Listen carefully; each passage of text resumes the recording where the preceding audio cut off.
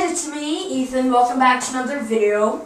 Today I'm going to be reading Chapter 3 of Captain Underpants and the Attack of the Talking Toilets. Let's begin. Chapter 3, The Flashback. It was about 1 year earlier and all of the facility students of Jerome Howard's elementary school had gathered in the gymnasium for what later to be known as the sticky chair incident.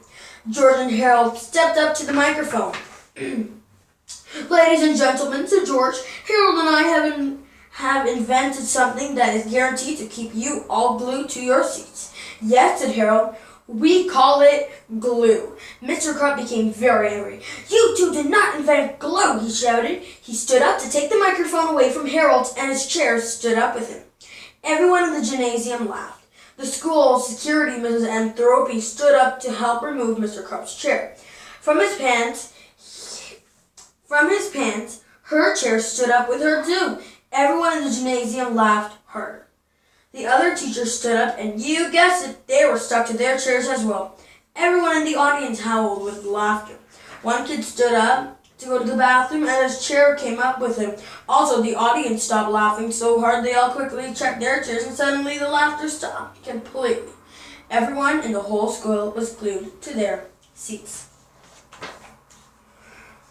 You see, while it was true that George and Harold had not invented glue, they had invented a new kind of glue by simply mixing rubber cement with concentrated orange juice mix that they had created a quick-drying body heat-activated glue.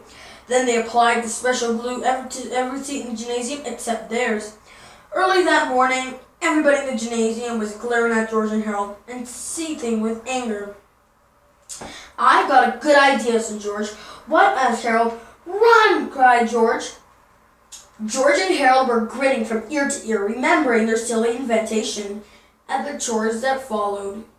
That was hilarious, laughed Harold. Yeah, chuckled George. It'll be hard to top that this year. Well, you won't get a chance this year, said Mr. Crump. He took out a magnifying glass and held it up to the fine print on the side. This contest is open to all students open to all students in 3rd grade and 4th graders, except George Beard and Harold Hutchins. You mean we can enter the contest? Asked Harold. It's worse than that, laughed Mr. Crump.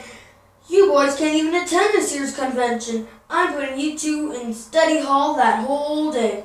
Mr. Crump turned and walked away, laughing victoriously. Right, said Harold. What are we going to do now? Well, said George, you know the old saying, if you can't join 'em, beat 'em.